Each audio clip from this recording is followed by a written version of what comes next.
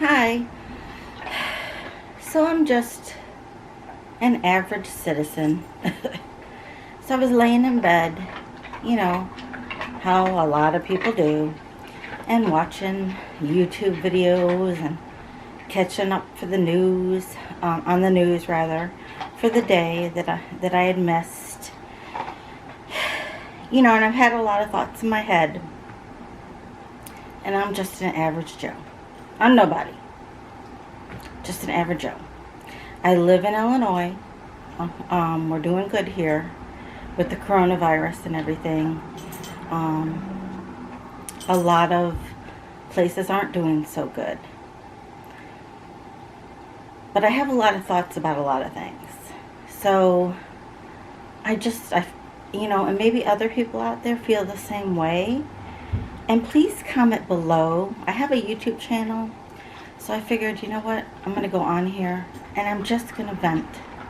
I feel the need to vent and get all these thoughts about everything that's going on in the world today out of my head. And maybe if you guys have these same thoughts and you don't have any place to express them. I mean, yeah, I do talk to my friends and stuff like that, but you know, when it's nighttime and you're sitting there and you don't want to bother anybody and you just want to get it out, you just want to talk, leave comments below, you know, and I will comment back to you. So like I said, I'm an average Joe. Slight background on my education. I have a master's in education. I've taught special ed. I've taught severely emotionally disturbed and severely behavior disordered children. I've been an adult probation officer. I've been a juvenile probation officer. I've been married to a police officer. I've worked with Department of Human and Family Services. I am currently on public aid and public health care, Medicaid. I have been homeless. I have been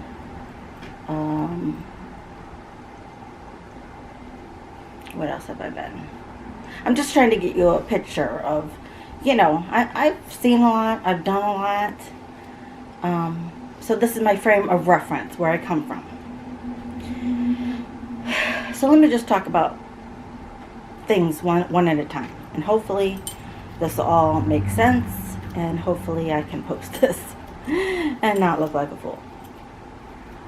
Number one, let's talk, and I'll probably forget what number I'm on because I do have lupus, which makes me forget sometimes. So, and I'm pending disability. I'm waiting on that. So, number one, let's talk about masks, okay? Everybody, in general, people wear masks. I don't care if you're 250 pounds, 6'5" tall. Sorry, can't get that out.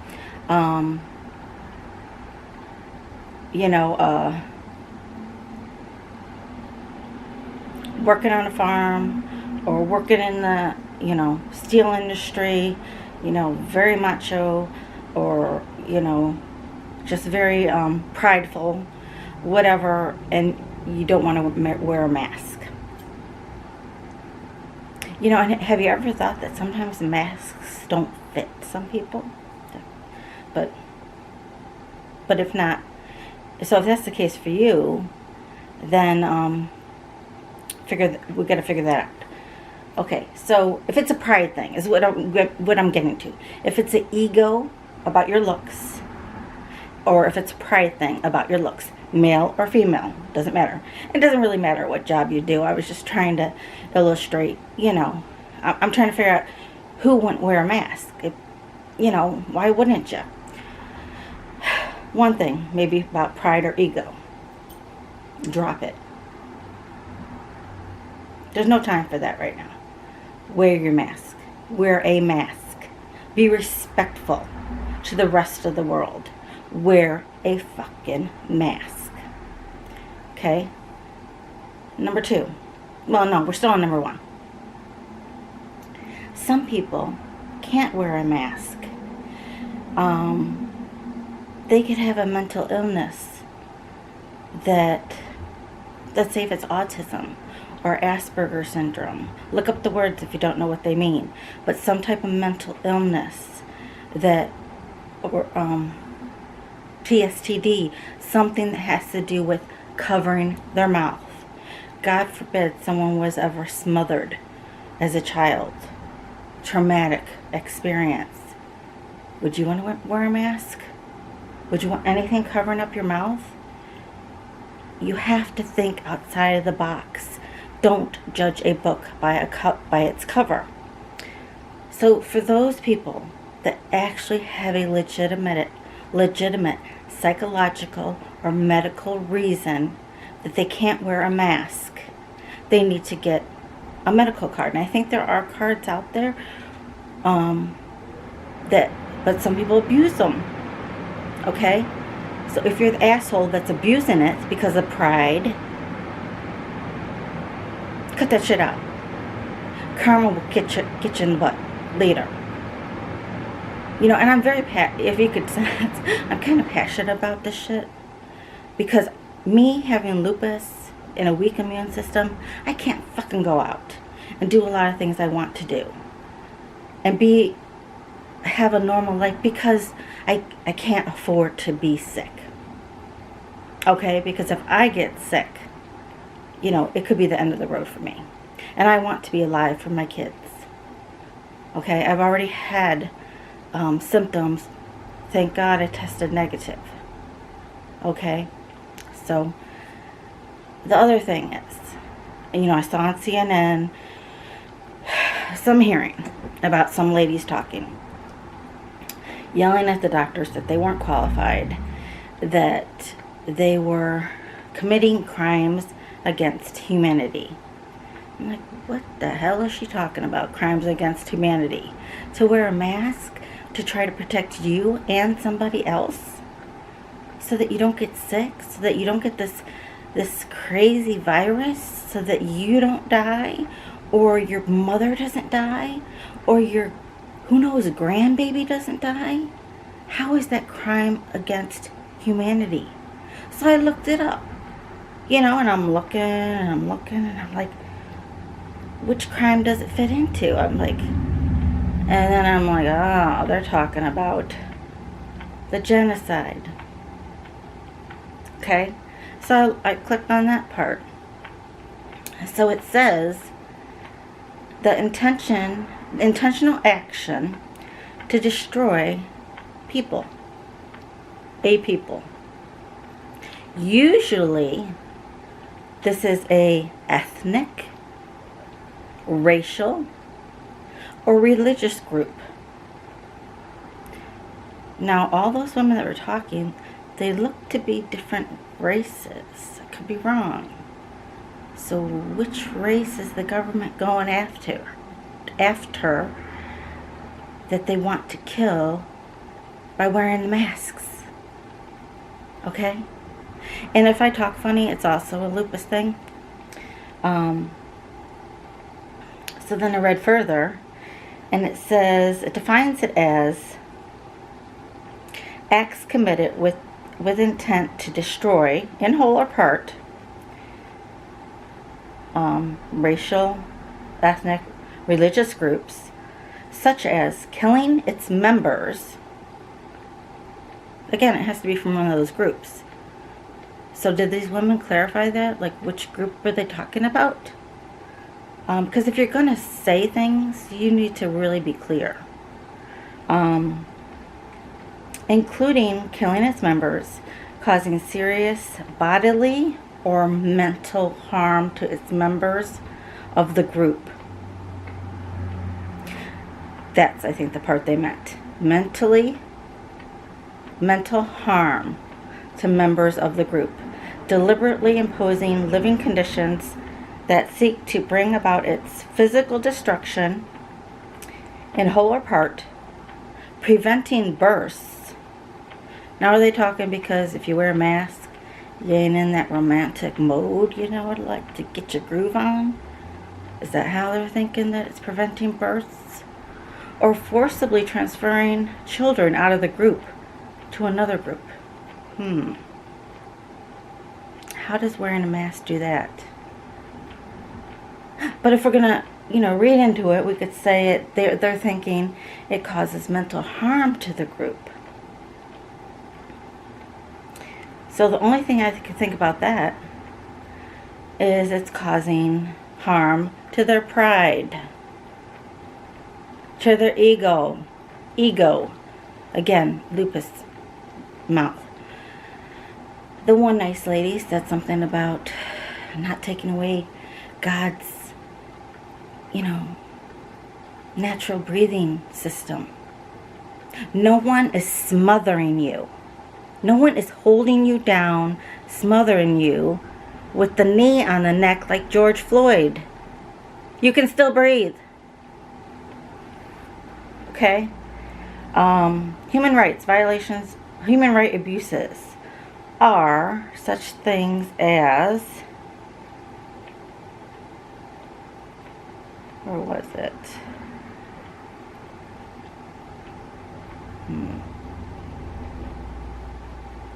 I mean, you get my point, because we have other things to talk about. But it was basically like rape. Oh, here it is. No, that's not it. But rape, torture, human rights violations. Well, you can look it up yourself, okay? But that's what I found. Wikipedia, who knows?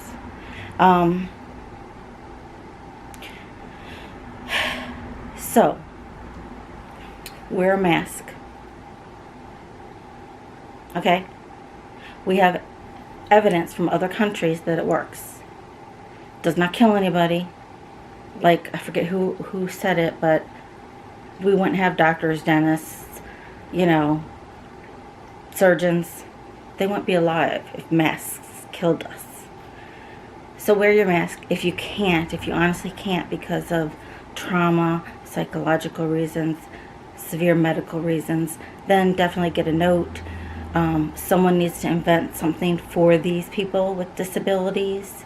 Maybe the shield is better for you. So we need to mass produce some more shields. So that is an issue that needs to be looked at. Masks or shields are something for the people that really can't wear them. Okay. So do that, government. First thing. Second thing. There's no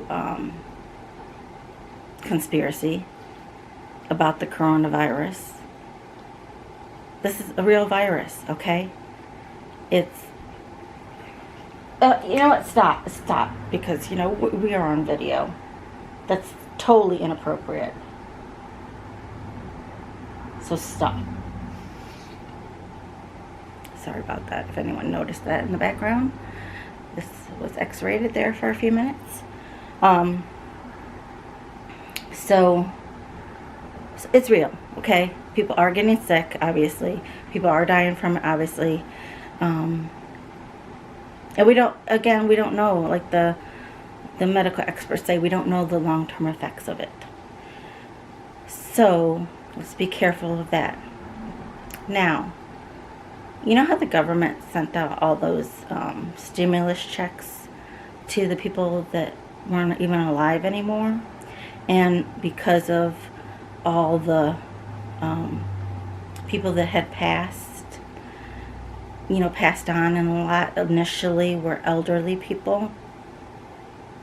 Government, don't tell me you have no money. Those elderly people probably were on Medicaid that you were paying for. They probably were on Link that you were paying for. The money that you sent out to the people that aren't even alive anymore, however many trillion or billion or whatever it was, million, I don't know how much it was, dollars. All that money, you gather all that back up and you put it out to the people. Okay? Because as you can see, what do they say?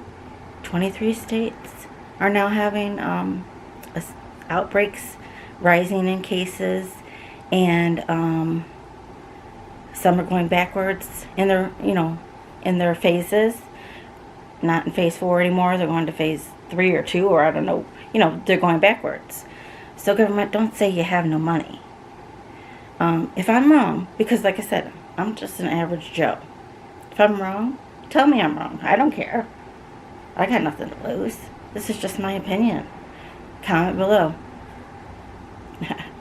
This is just my opinion. But in my rational mind, you have money. What do you need to wait for after the 4th of July? Give us some fucking money now. Okay? I have a little part-time job, making tiny, like $200 a month, because I really can't work full-time. But I lost that because of Corona, because it was with the school system. I used to be a teacher in the past, and I've been doing okay, but I had to put my car payment, luckily they did it, till August, 3 payments in the back of the loan, just so that I could pay my rent. Okay, I don't get that much on Link Card for food, and you only get it once a month. So, it's better than nothing. I do appreciate that, but 5 days out of the month, I starve. Okay, so people need the money. So please, send out some stimulus money. ASAP. Figure out the rest later. But send out some stimulus money. Okay. So, the next thing I wanted to talk about was stimulus money. Alright, so now we have this coronavirus. Okay, I am a religious person. I have my own beliefs about how it came to be. I believe it was a divine intervention for us in the world, just to reboot, like a computer rebooting itself, cleaning up viruses, literally, in the computer. In fact, I just went through my computer the other day and got rid of files that were never used, deleted old files, transferred, got rid of pictures that, like where you just have like the elbow, or you took a picture of the floor, just cleaning out the system. So I believe this whole thing is a divine intervention for us to reset and clean everything out. Solve all these different problems that we have, like with the LGBT community, with gun violence, with police harassment, with poverty, with lack of health care, with not enough food. What the hell is with the food? We have so much food. Maybe fruits and vegetables should be free to everybody. Why initially were the farmers just dumping all that stuff? Like, where was anyone's brain in the beginning when they were doing that? I'll just kill the crops. I understand, because everybody got sick in the factories and the flow couldn't go. But it took a college kid to go out there and grab some food and then go give it to the shelters, the food pantries, which I attend. Thank God that they're there. Where is common sense? And not greed. And I've had 3 businesses, so I get it.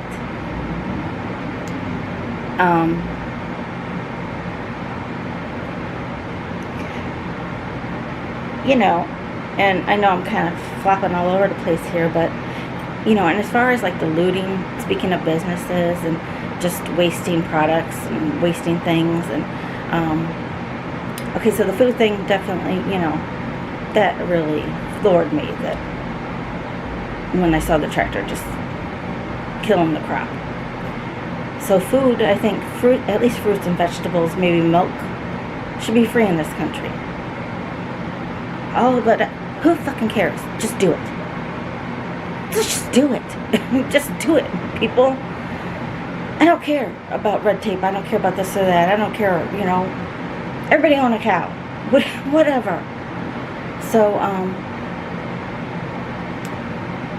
anyway, write it off on your taxes with the losses. Get a tax credit for the farmers, whatever. And as far, like I was thinking about the businesses and the looting, the reason I think this ban of looters, like I live in Illinois, and there is a ban of looters here. I don't know where those were that were on the news that were going into those stores, taking all the jeans and da-da-da. Now the prescription, that was just wrong. What about Grandma Nellie, Grandma Sue, Mama Joe down the street, Betty Lou? What about her and her pills that she needs? She's diabetic. That was just wrong. Not that it wasn't all wrong. But anyway, so there's a group of looters. They were in the town next to where I used to live. And I probably shouldn't say the name of the business, but it was a pretty big business, and it closed down now, went bankrupt. And I knew someone that worked at this business, this retail business. A big name, but they no longer exist. And the thing was that they told their employees that someone comes in, like a couple people, they come in, like these looters, they come in, and they walk in, they look like they're, shopping, and then they just start sticking things in their bags. And then they run out of the store. Well, the employer tells their employees, just let them go. With all this gang violence going on in the world, my camera might stop for a minute and then I'll start it again because it stops at a certain point. So they tell their employees, we don't want you to get hurt. So just let them run out the store. Don't stop them. Call us afterwards. Call the police. And we'll take a description, see if you could peek and get the car.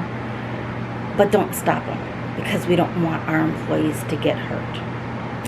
Well, in this ban of looters, like the one where you saw like the U-Haul truck pull up and all these vans,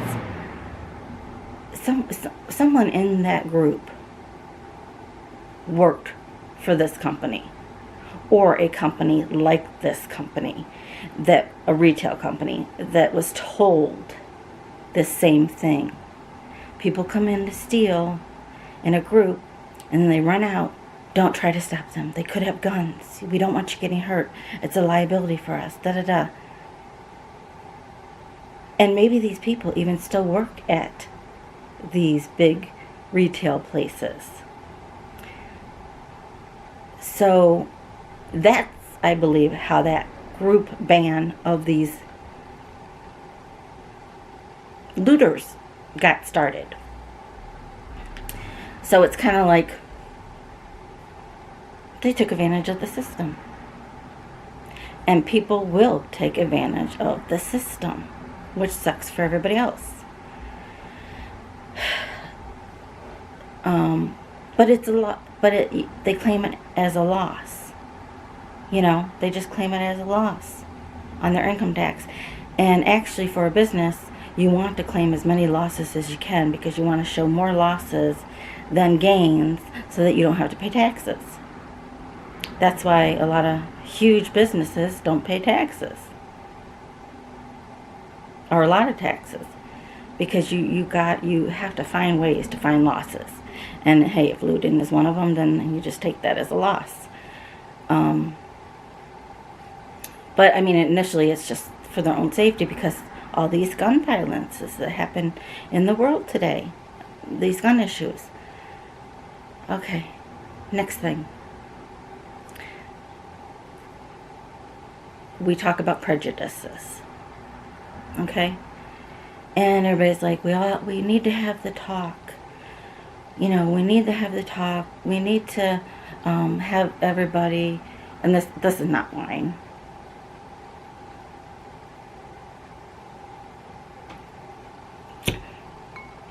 It's soda. I just thought it looked better than having a, one of those big white cups from the Dollar Tree. But, so anyway, what was I saying? Okay, everybody says, like, we need to have talks, we need to talk. And that's what, like, the protests are about. Talking, getting, seeing each other's side. So if you think about prejudice, it's kind of like a pre-judgment. Pre-judgment. And I'm not talking about, like, against black people or against Asian people or against gay people. Just the prejudgment is ingrained in our brains. Okay? It's ingrained. That part. And I'm not saying, like, that you're prejudiced against blacks or any group.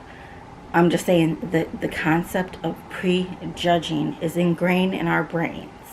Okay? From young age. We see when kids play with dolls, they say mommy and a daddy, prejudging, okay? They see a priest, they think of someone good. They see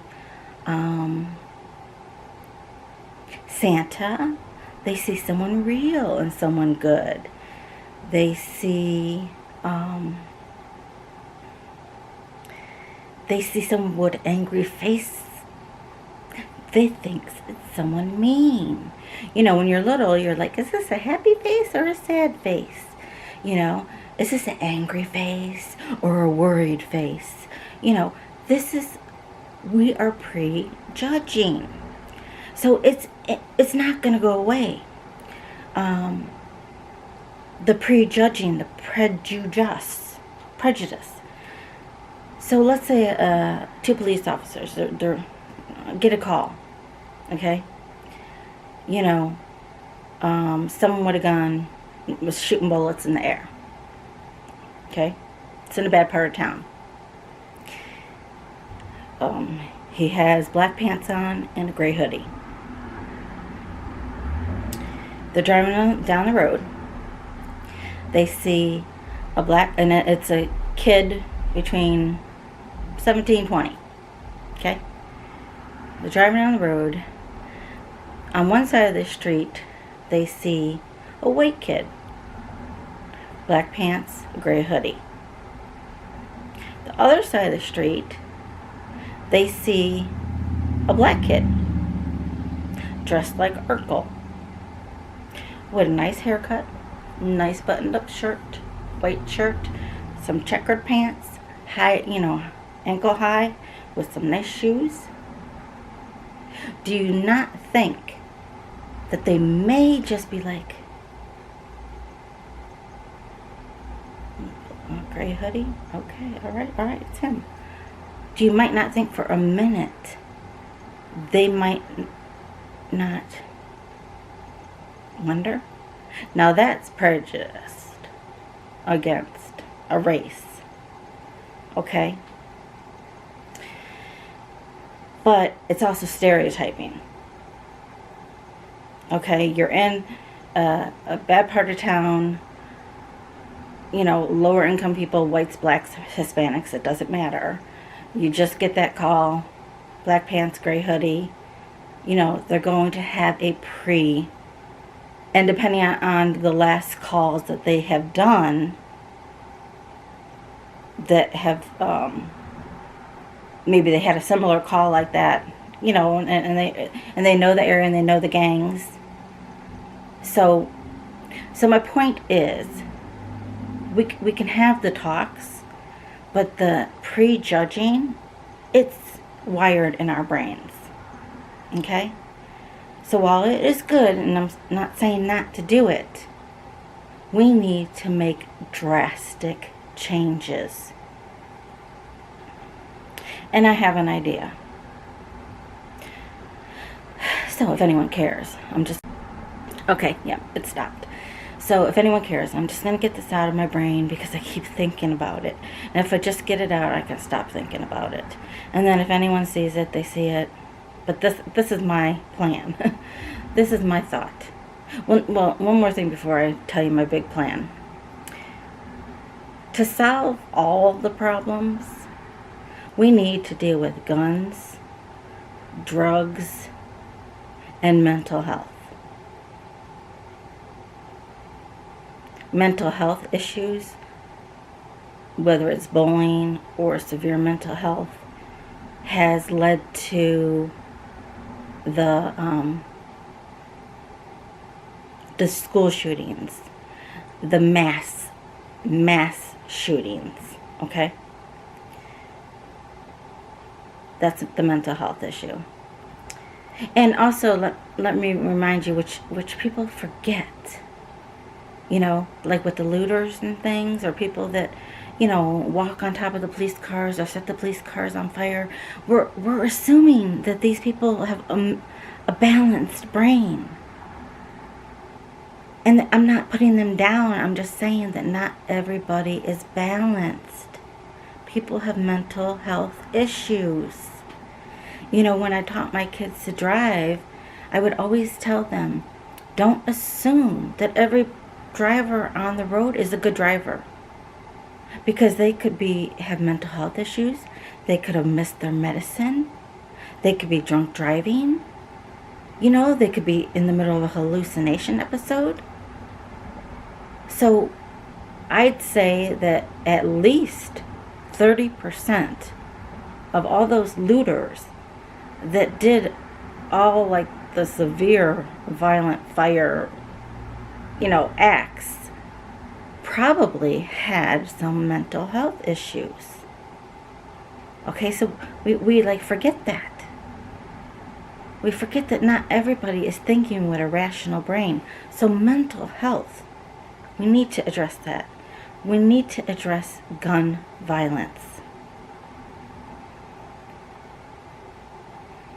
And that's part of my plan. So mental health, gun violence, and, well, 4 things. Healthcare. Maybe even free healthcare for all. And education.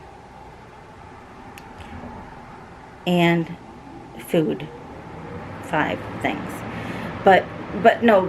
Okay, that's what we need to address. But the whole issues of our problems are guns, mental health, and there was one more. Did I say it already? Because I don't remember. Guns.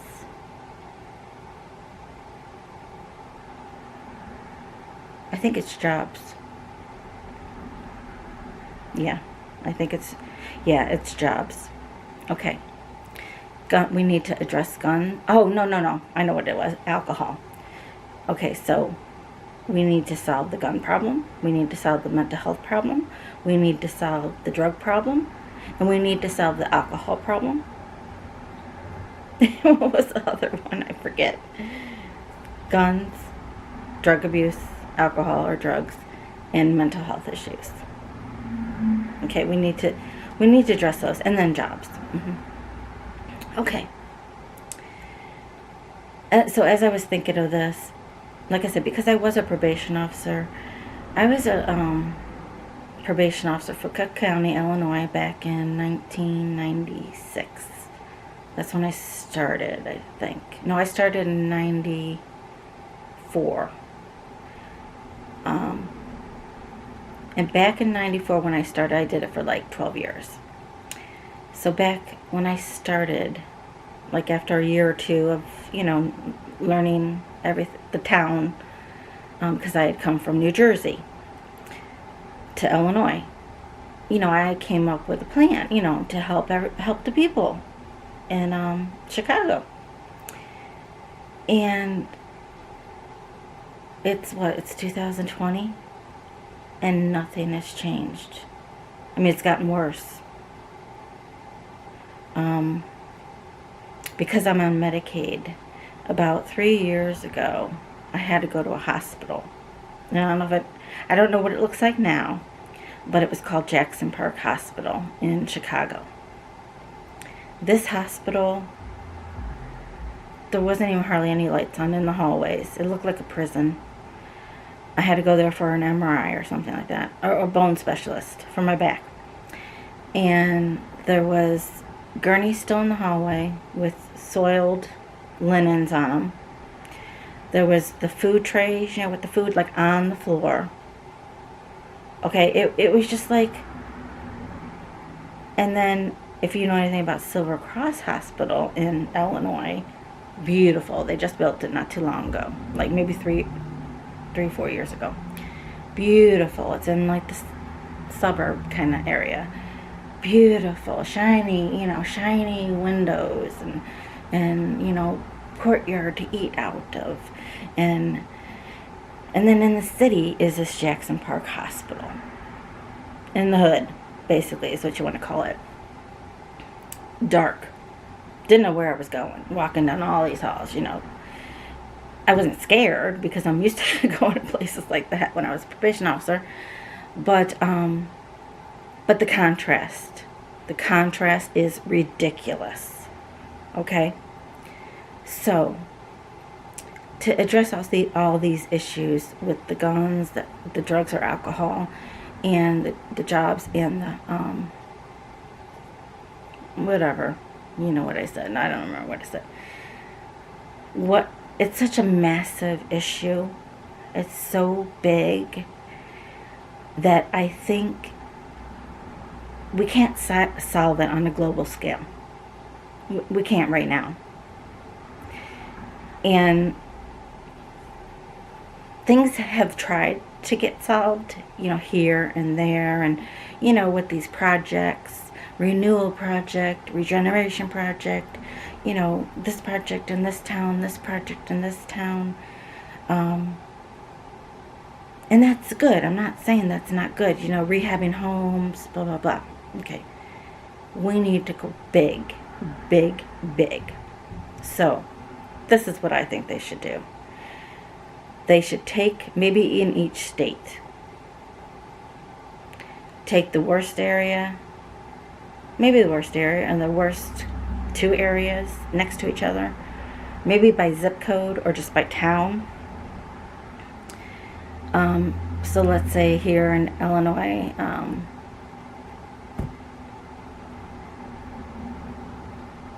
I don't know, Englewood, I don't know what town, whatever town that the government would pick to work with. Okay. So you take, let's say, 1 or 2 zip codes, or a certain square footage of an area. Okay. This is your experimental spot. Okay.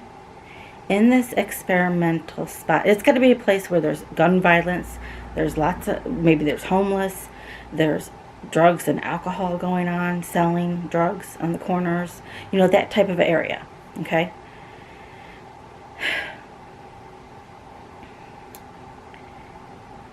You take that area, okay, and what we're going to do, the first thing we're going to do is, okay, at least in Illinois, so I can't speak for other areas of the country, because New Jersey is very different than Illinois. I've lived in New Jersey, I've lived in Pennsylvania, I lived in Missouri, I've lived in Pennsylvania, New Jersey, Missouri, here, and even in a state like Palatine, the North Illinois is way different than Chicago. I live in Chicago now, so but like right outside of Chicago. So you just pick an area, okay, and and this, okay, I'm talking about Black Lives Matter, Hispanic Lives Matter, lower income matters. This is what I'm talking about. Okay, I didn't preface that, but I did do about the talks. So that's what I'm talking about. I'm talking about the talks are great. but we need to go bigger. So that about the prejudices, okay? There's the blame game.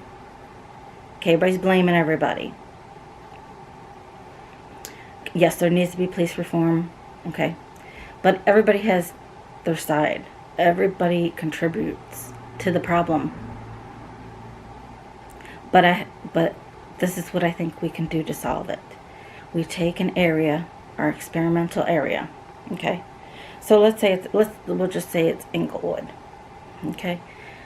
So we go into Inglewood, the government. This is a no expense spared. Use that money that you sent out to the dead people. Use the money that is no longer going to those poor people that died from corona. Use that money. Make that a fund. This area, okay? In this area, you are going to build a hospital. For this area, depending on how many people live in this area, that's how big the hospital is going to be. You are going to build this hospital for this area with good doctors, with a beautiful layout that looks beautiful. You are going to have it free health care to begin with for a set amount of time. Okay? You are also going to build a mental health facility, an inpatient facility, an outpatient facility, counseling, social work, everything in that building. A beautiful building, a welcoming building for adults, for children, for adolescents, to solve trauma. Okay? Build that. Offer it free. Okay? You are going to build a good grocery store that's within walking distance for these people. Or, close by. Alright?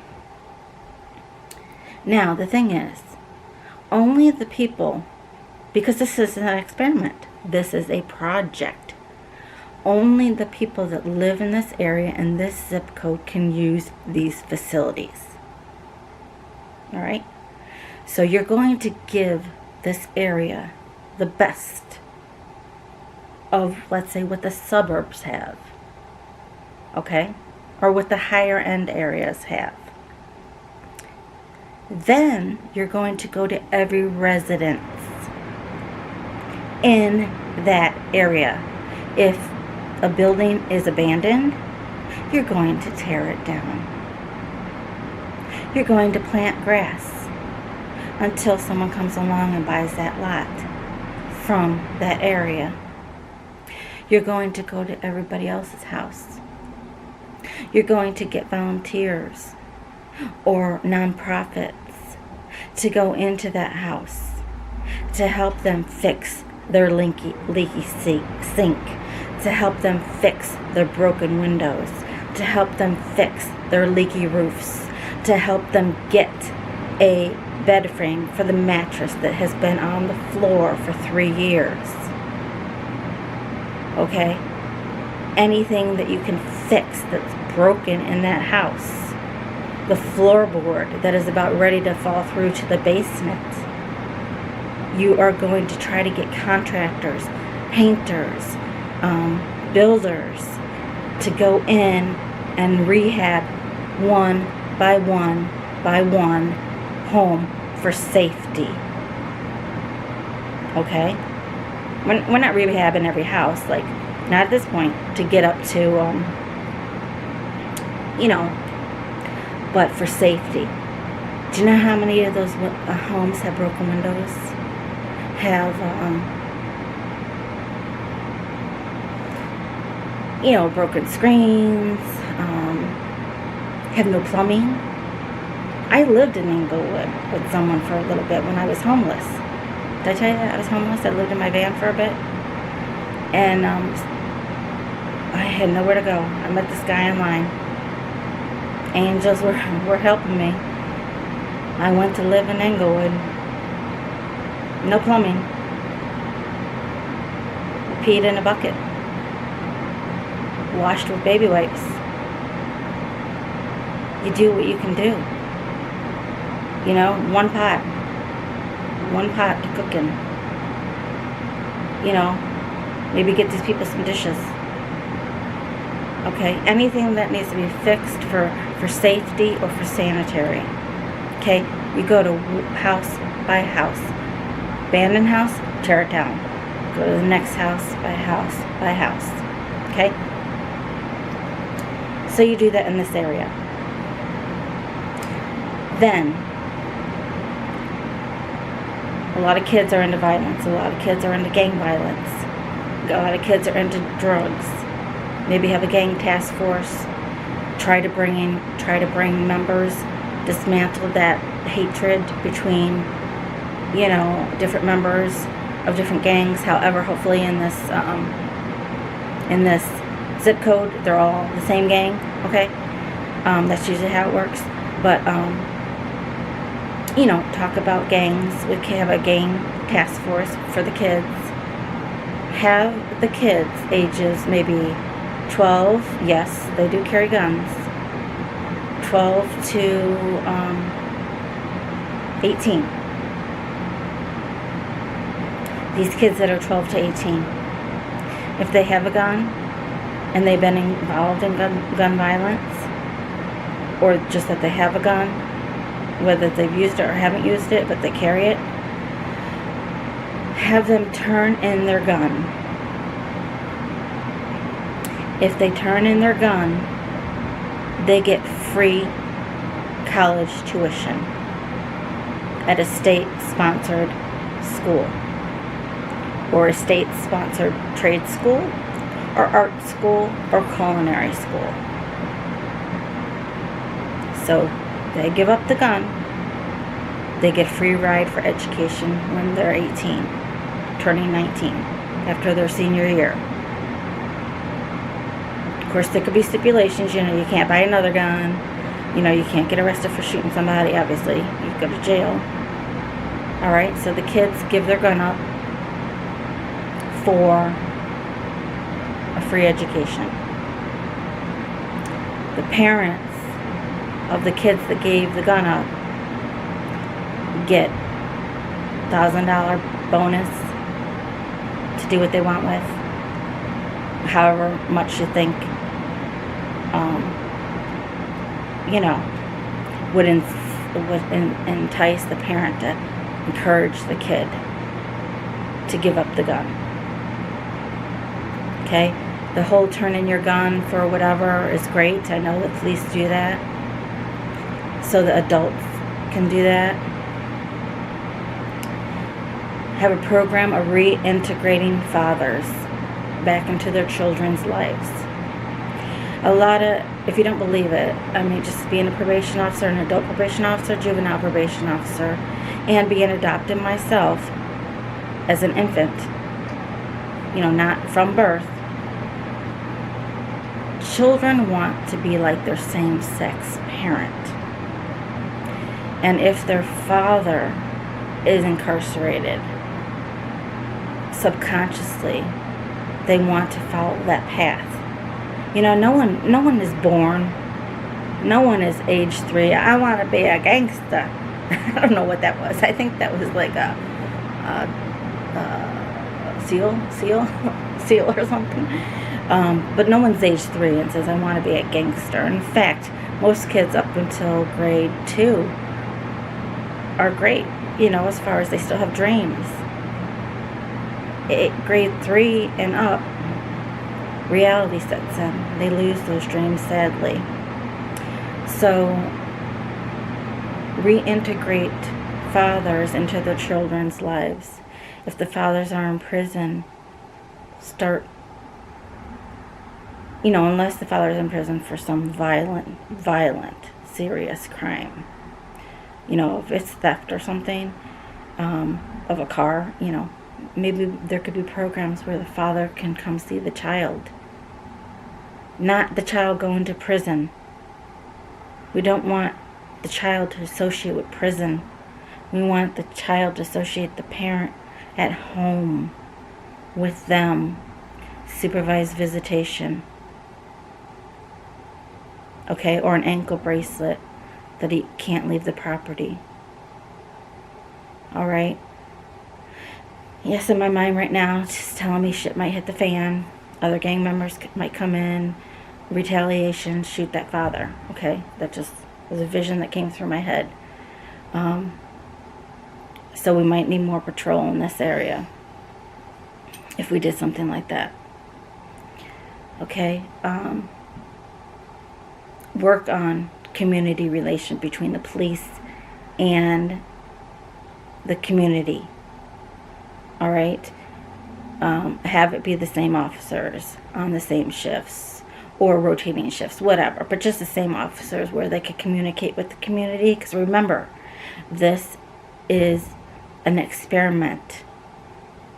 These people we want to try to keep in their community, to give them everything, the nicest of things that they can get, where they're not feeling as if other people are better than them, while everybody else gets more than we do.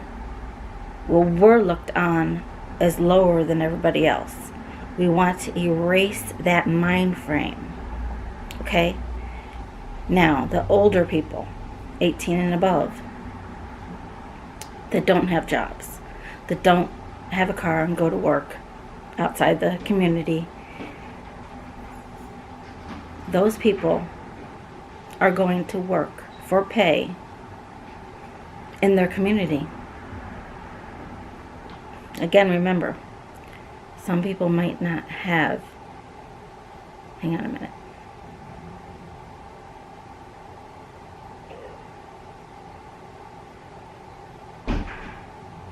Sorry, I got nosy neighbors.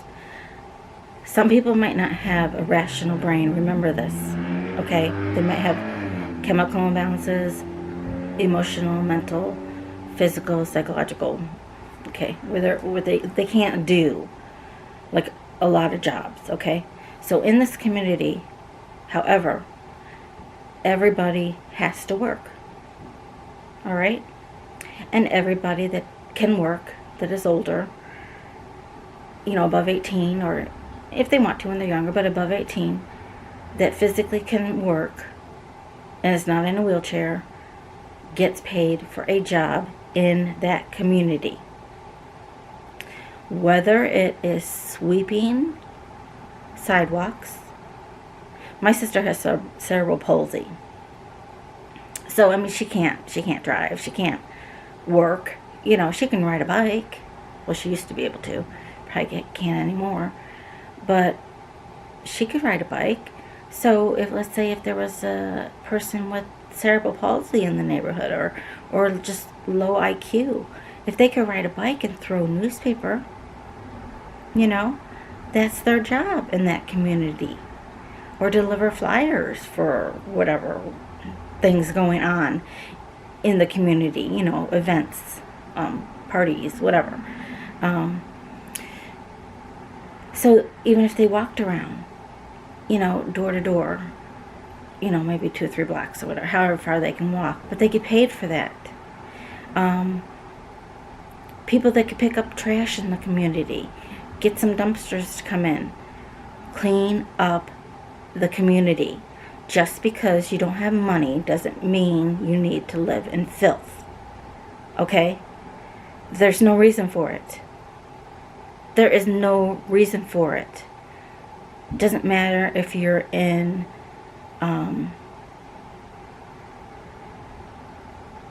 a hick town or a city hood town. We don't need to live in filth. Okay? Filth brings rats and diseases and mice, and then they get into the houses, and it's about being safe and sanitary. So we want to make sure there's enough trash cans. We clean up the properties, especially the abandoned properties. We leave, because there is alcoholics, but that's the social work buildings that will take care of. Well, if we didn't say that already, we have the mental health buildings, and then we have the drug abuse and the alcohol programs for people to try to detox, maybe a detox inpatient program, and then also just continuing soberness, a sober recovery, road to recovery, to get sober programs. So no more throwing beer bottles on the ground. And hopefully, as we do all this, it's going to build respect for your property, for your area, for your community. Because, you get down so low, it's like you just give up. And sometimes these areas, they look the way they do because the people just gave up. They just gave up.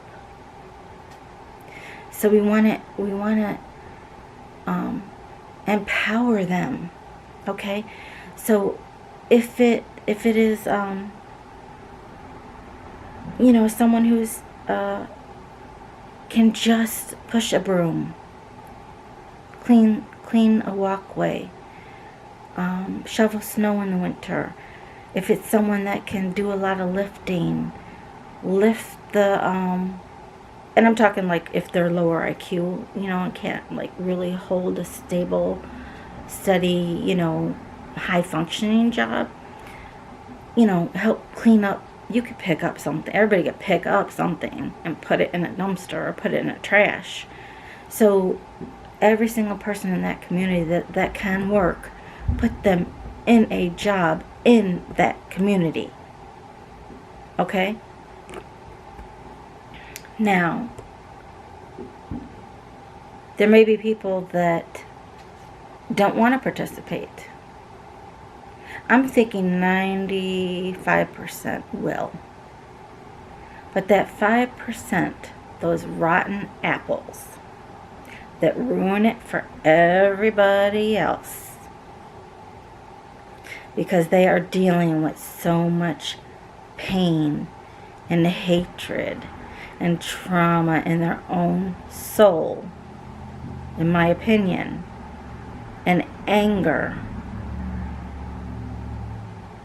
Because if you weren't angry about something, if you didn't have bitterness in yourself, why wouldn't you want to improve?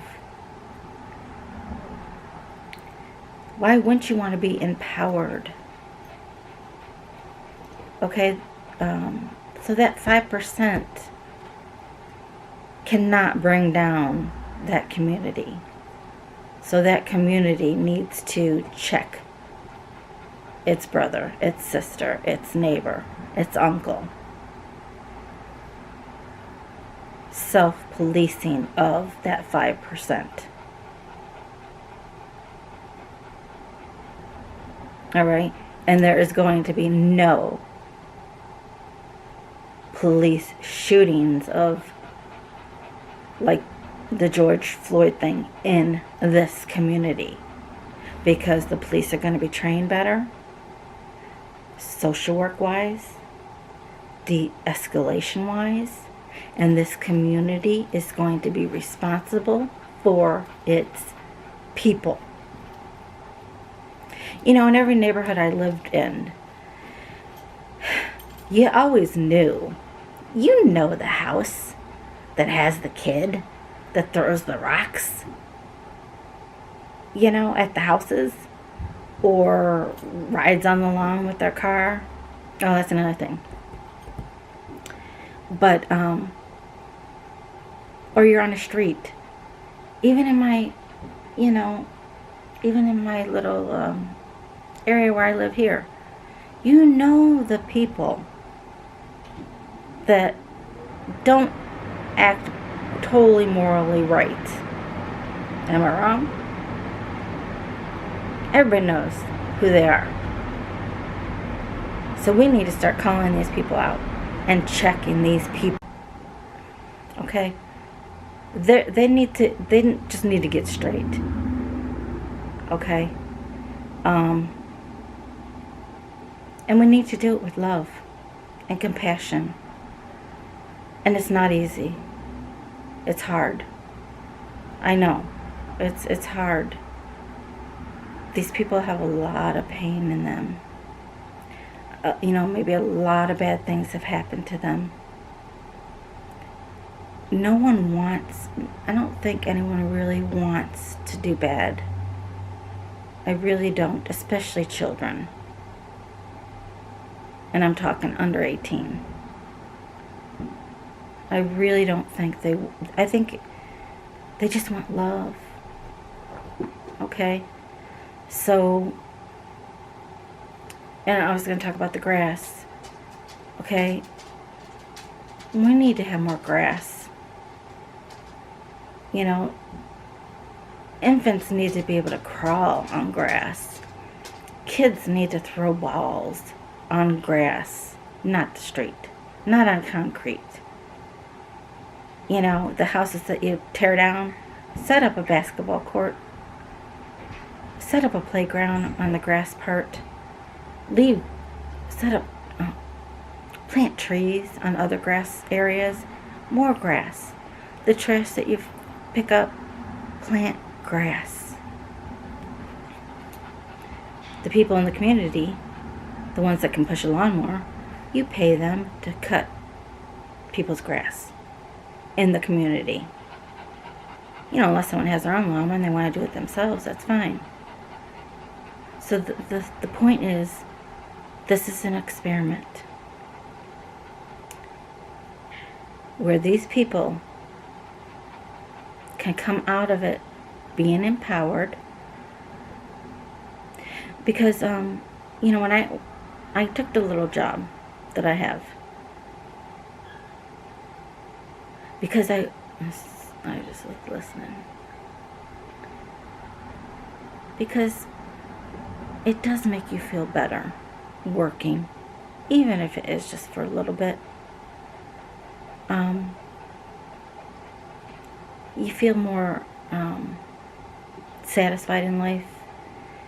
You feel more, oh, is the storm coming? Come here. I think a storm's coming. She's shaking. It just, you don't realize how down you are when you're just so used to being alone and by yourself and not working and not getting out into the community, that I was glad I got the, job that I got.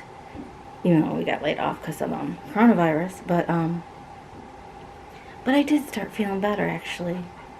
Having a routine, going to work every day. Well, no, not every day, but so I'm thinking that if it made me feel better, I think working will make these people feel better. So definitely have people cut lawns. And what you look at, what you view, because I live in an apartment building, but across the street is houses. And I used to live in a house, but and that's why I kind of picked this area or view also, because I felt like I'm looking at houses, not like just a concrete building next to me. So what you view helps your mental attitude. That's why I say plant trees and grass on these lawns. Make it look beautiful. Make it look like one of the nicest towns in your state. Copy that. Copy that type of feel. Okay, maybe iron street post on a main street, as you go down. Whatever you think. So these people will be one. What number is the thumb? Because this is 1, 2, 3, 4, 5. I guess 5. Sorry. The people will feel empowered. Hopefully they will start taking ownership of themselves, their children, their families, their neighbors, And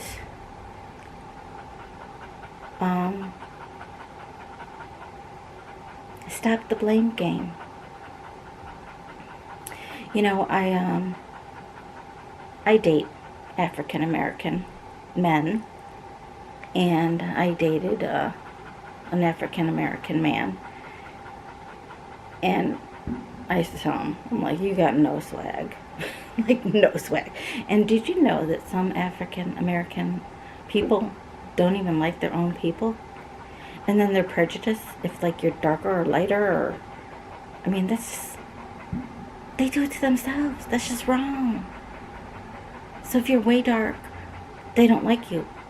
But on a job application, you all check African American. It's not light African American, dark African American. So, like, what's that all about? So anyway, so he was, you know, just like average. I don't know, like African American, and he had no swag at all. And he was one that didn't want to be around black people in his mind because of the 5% that gives the bad rap. So anyway, he you know, we'd go places. Because we were looking for someplace we were going to buy a house, and I was driving, you know, and I'm going down the street, and he's like, you can't just go anywhere. I'm like, what do you mean? And then I had to turn around, like, and I just pulled in, like, a driveway because it was a dead-end street. He's like, we can't just pull in people's driveway. I'm like, what are you talking about? He's like, well, maybe you can because you're white, but I can't because I'm black, you know. And I never really got, you know, I was like, what are you talking about, you know? And then when he would see, like, a shooting on the news, or I forget who it was. I think it was the guy that was selling the cigarettes, or I don't know, it was one of them, because there's many sad stories with the police shootings, and that's something that has to stop and change. That's the other 5% in the police department. Okay? So, or that's a 5% in the police department that needs to be dealt with. So, so anyway, so he would get all upset, you know, he'd be watching these YouTube videos, and he'd be walking around panting and getting all upset. And I said I understood, you know, I understand. It's awful, it's sad, you know. But he would take it, like, personal, okay? But then, you know, I said to him, I'm like, but what has ever happened to you personally? Like, have you ever been shot by a cop? Have you ever been abused by a cop? Have you ever been pulled over and threatened by a cop, pulled out of your car, slammed to the ground? Like, what has happened to you? Well, nothing ever, but, well, yes, you could have empathy. Yes, you could be upset. It's awful. We're all upset. But why are you acting as if it happened to you? It didn't happen to you personally. But we actually went camping. I got him to go camping. He's like, black people don't go camping. And I'm like, no, really, I've seen them. So we went camping. And, you know, there were some black people there, which was great. I'm like, see, you know, it's a thing. You can go camping. And he enjoyed it. He liked it, you know. So it was our thing, you know, we would do that. But we did go to this one campground. And he would always, like, we'd go out to eat. And he'd be like, that waitress doesn't like black people. I'm like, what are you talking about? I can tell. And I used to think he was, like, overly sensitive because I don't see color. I don't see race. I don't see anything but people. You know? I don't I'm not prejudiced of anything. I'm just, you are who you are. We're all people. We're all human beings. We're all people. So anyway, so we actually went to this one campground.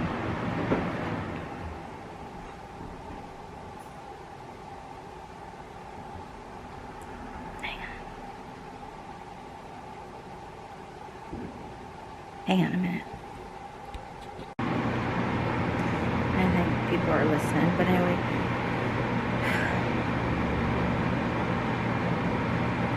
So we went to this one campground, and this is the first time that I ever got it. So we get there, we pull up, we back in, and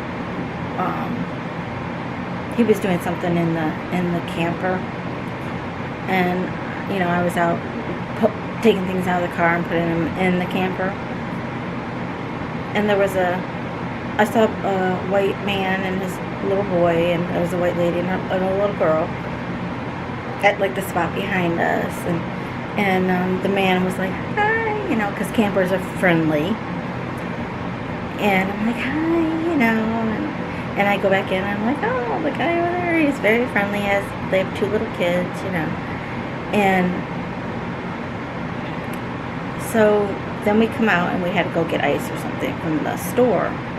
So we walk over there, and the man and the boy walk in, shortly after us.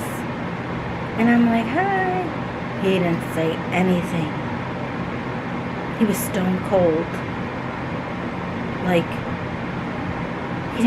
He didn't smile, he didn't do anything.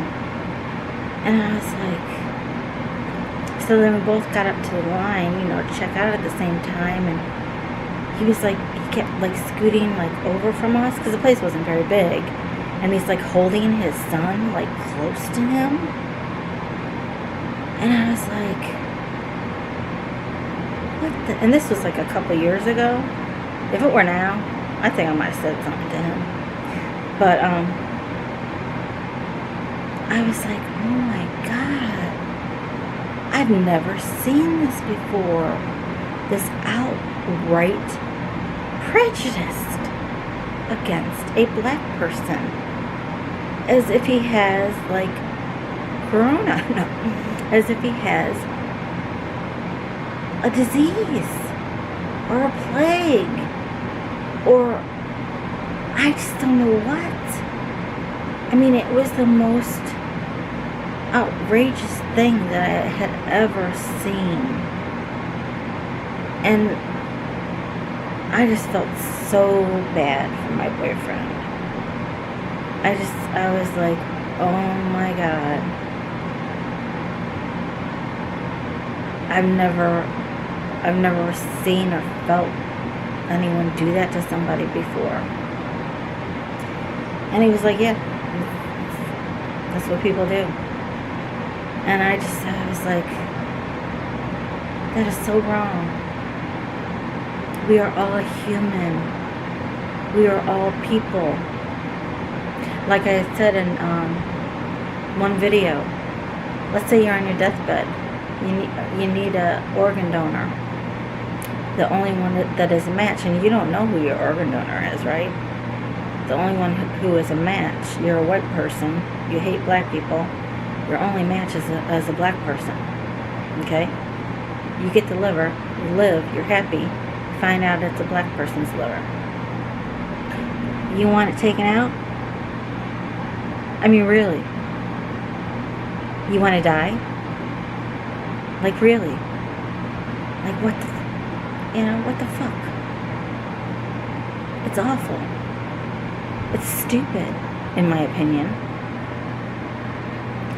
So anyway, that's, and, what makes me even madder, in Chicago here, Father's Day weekend. Well, the shootings. We had so many shootings. Now this doesn't make any sense. You have the protests, okay? Because you're black, you have the protests. You're protesting the white police killing you, killing black men or women on a police stop, okay, which is wrong.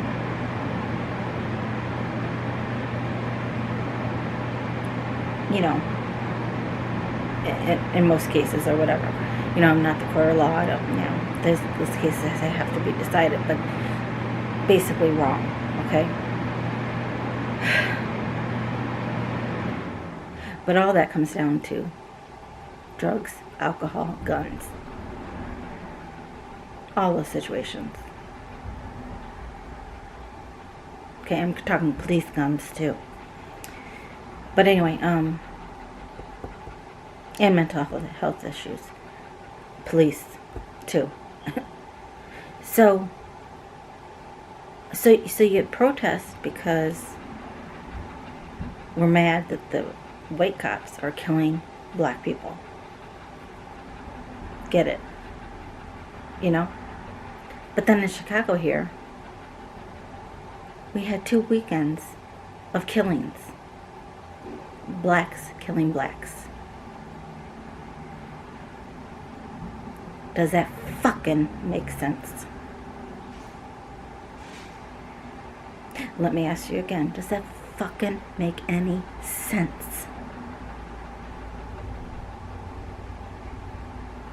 Okay, and then people say, where are those kids? You know, and it's always at like midnight. You know?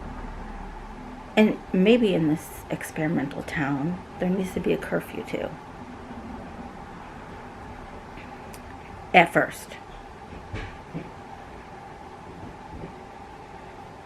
Then you can lighten it up. Because a lot of problems happen. Like my dad used to always say, if you can't get it done by midnight, you don't need to be doing it. So blacks are killing blacks. You know, when I was a juvenile probation officer, they were with the guns and everything. And I was like, you know, back in my day, 2 kids in high school would duke it out. You know, punch people, you know. The superior one would win the fight, like physical fight. You know, knock each other out. Anyone can pull a trigger. So, are you a man because you can pull a trigger? You know?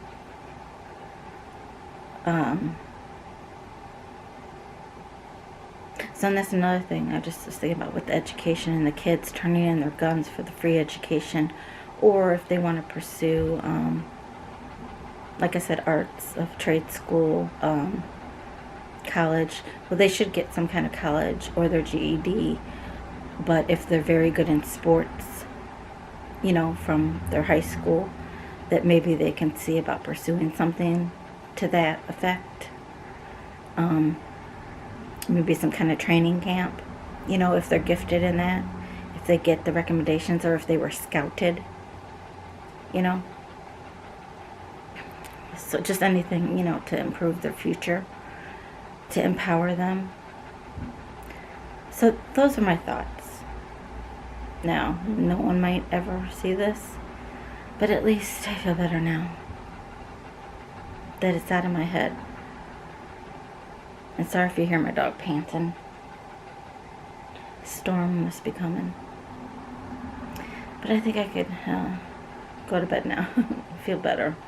Sleep better now that it's all out.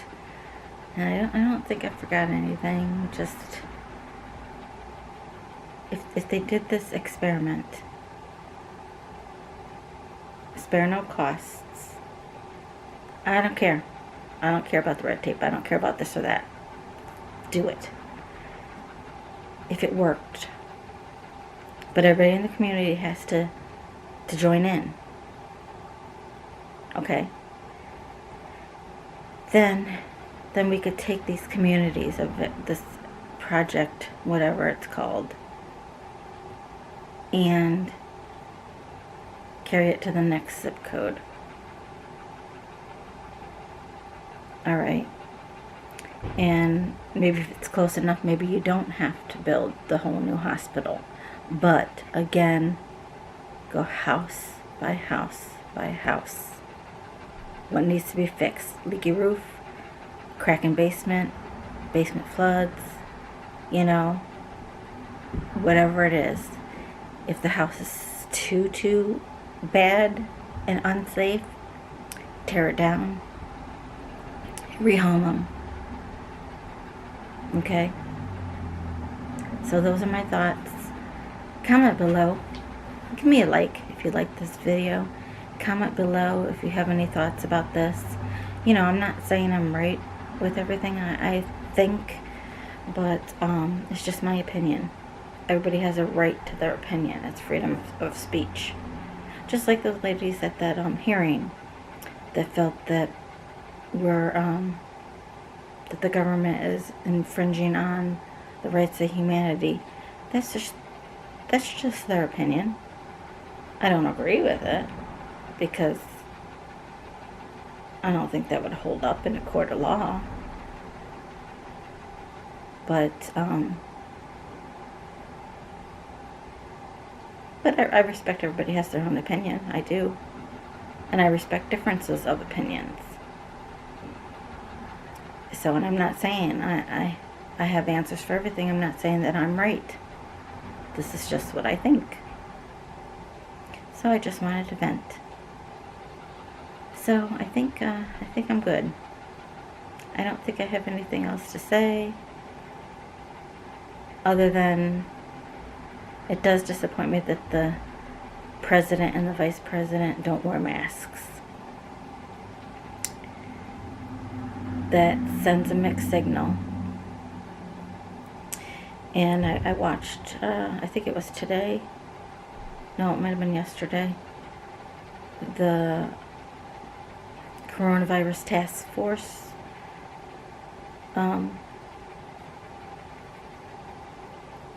briefing, and I think Mike Pence just basically committed a political suicide.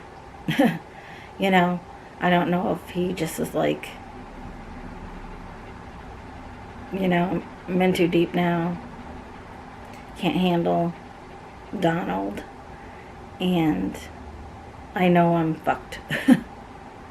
So I'm just gonna say whatever he wants me to say. And I think he's 61, so he still had a few years left politically, but I guess he figures, you know. But I was really counting on him to hold up this country. I really thought that he would step up to the plate. I really liked him as the vice president. I was really hoping that he would have stepped forward and taken a lead. But I think it's kind of hard. I think he's in kind of a hard spot. And that news briefing I think he's just like, I give up.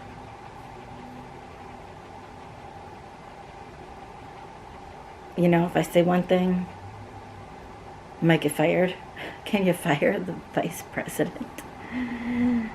You know, or my life will be made miserable if I say another thing. I think he's just in a bad spot, but I think his political career is over. And I'm disappointed. I had high hopes for him. Alright, well, like I said, I'm just an average Joe. Freedom of speech, giving my opinion. I think it's my time to go. My camera's blurring. Bye-bye. Thank you for listening. Take care. Stay safe. Wear your mask. Bye-bye.